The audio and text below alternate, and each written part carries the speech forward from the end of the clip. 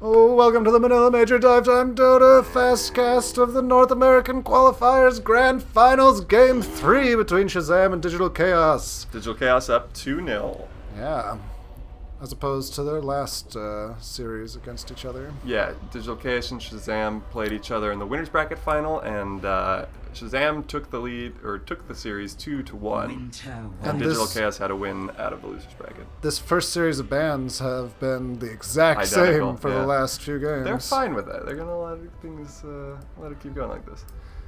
Well, it's interesting that they're still worried about those heroes when there's other ones that keep getting through, like Vengeful and Slardar. Well, if you ban a Slardar and you just invite them to pick any of the other melee carries that have stuns. I mean, really, I don't think Slardar is critical. He's not breaking the game. He's just the hard carry. Invoker made it through again. Digital Chaos going to show Shazam how to play Invoker, because Shazam played Invoker last game and lost. Really ineffective Invoker, in my opinion. IO Vengeful. Especially for being a mid. Yeah, IO Venge is the supports on DC again. Shazam's going to pull out the bear. Okay, I haven't seen Lone Druid lose in this whole tournament, but today. So let's see what happens there. But Lone Druid versus Beastmaster, I mean... the Beastmaster will tame the bear. Wow, that was a fast gyro pick, too. And tied. Interesting. So both teams pick up a team Brand fight new hero. ult. And brand new hero and a team fight ult in the 5th pick. Ooh, Quick TPs. GLHFs on the beginning. I don't think I saw that in the other games. It's serious right now.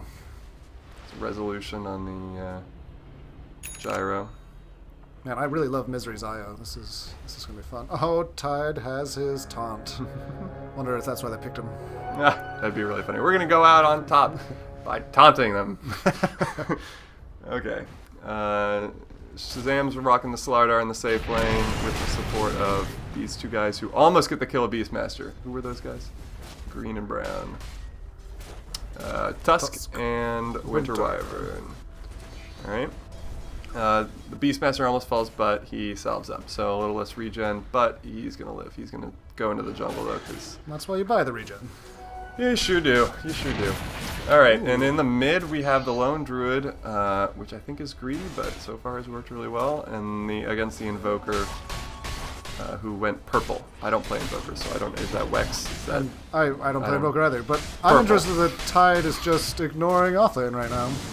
They're just giving free farm to Gyro. Tide in the first 10 minutes is anyone's guess. But don't you want someone in the lane at least? I guess when there's 3 of them there, you're going to die if you're If he doesn't want to level Kraken Shield early, he might just go jungle, because these 3 will kill him.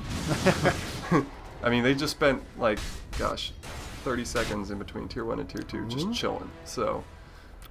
Tide's taunt is bugged out. Got to pause to fix the taunt.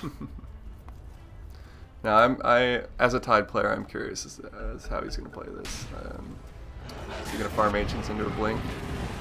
Tusk snowballs on the Venge, who TPs away. It's still bloodless here, 0-0, 5 minutes in. Some close calls there. Stacking. And the Radiant's going to jungle. get some sweet Really farm big with stacks. that. Woo. And it's 4 of DC around bot, so they're probably going to push out the 2-1. I mean, it's been 4 of Shazam. 4 of Shazam in the safe lane as well. Yeah, so, yeah, both teams doing the conservative thing, grouping in their safe lane and just taking that early first Tier 1. DC gets it, Shazam doesn't. Not sure what happened there. It looks like... Invoker needed some pie. Tusk TP'd back to protect the bot Tier 2, since Tide isn't, apparently. It's a fast armlet on Slardar. I guess that's what you get when you're a safe lane farm and there's nobody there to contest. Yeah, Beastmaster really has not been able to contest at all. I mean, he's been in lane a smidge, but not really in a way that is commanding any sort of respect. The mid tower for Shazam has seen better days. Is worse for wear. Those are the 2 things that my brain could untangle. Tide just swims away. Whee! He's got a bounty room. Yeah, he's doing the ancient farm thing. Good for him. And Winter Wyvern is first blood at 10 minutes in. The Beastmaster commits his ult, and the damage is there. A Courier Snipe goes the way of DC, so Shazam is going to be without a Courier, and they've spent a lot of time without a Courier.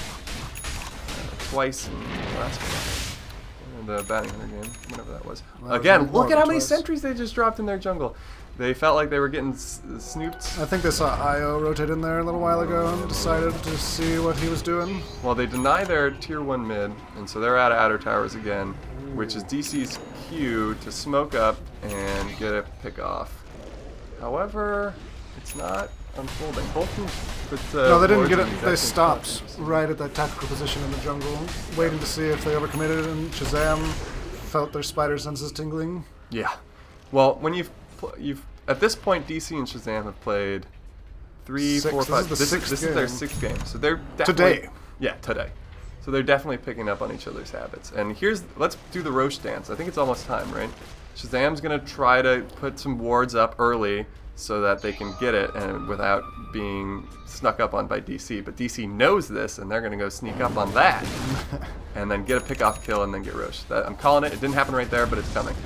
Tier 2 top goes down by DC Shazam's tower, and DC finds someone on Shazam in the Roche pit, and they get a pick off. I did call that. Thank you very much. So DC's gonna get this Roche. I don't think Shazam was going for Roche. Well, but they did. It was in the Roche pit. Damn it. They were still setting up for Roche, even if they weren't. Okay, 1 for 1 for predictions. Okay. Okay. All right. Thank you. All right, it's 3-1 in kills. Very, very slow game.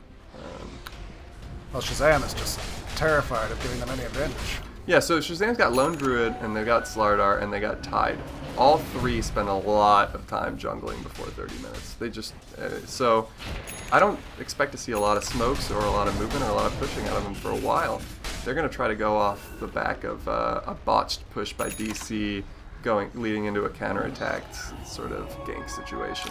So as long as I feel like it's DC's in the driver's seat, as long as they play together and don't overcommit, they're going to keep control. The call down connects with a lot, and they end up getting 2.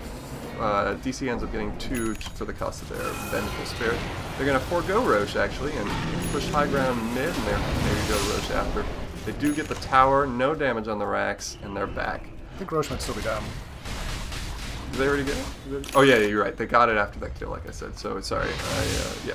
Smoke by Shazam. 1 for 2 now. Oh, shut up. Shazam smokes in between the tier 1 and 2 tier on the Radiant side and gets a great engage of calldowns there.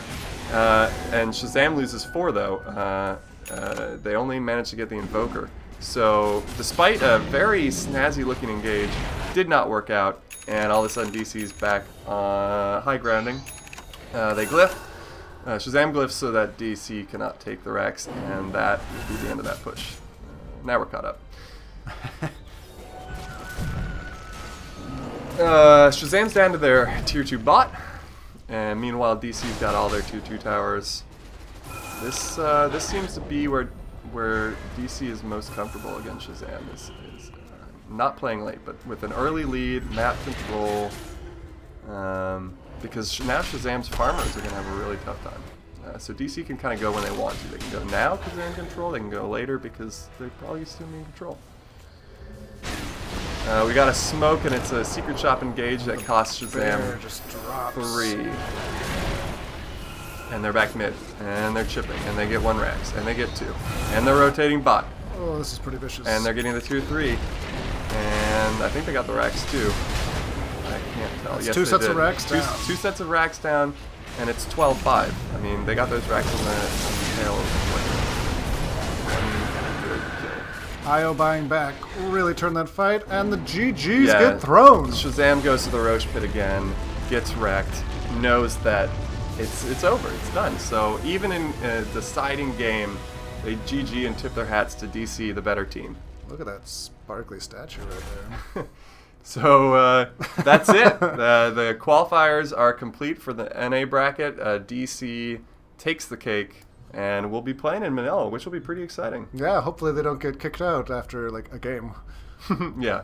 Well, they'll get to play the group stages. They'll get to play at least 7 teams twice. I think that's usually how they do it, or something like that. Or not 7, or maybe the small groups. I don't know. Yeah. Doesn't matter. DC moves on. Shazam played a pretty fine tournament as well, and I think they may be playing a play-in for a last qualifier spot if it's anything like previous majors. Some extra wild card So action. Shazam might not be out. But great series, and thanks for watching. That was a lot of fun. See you next time.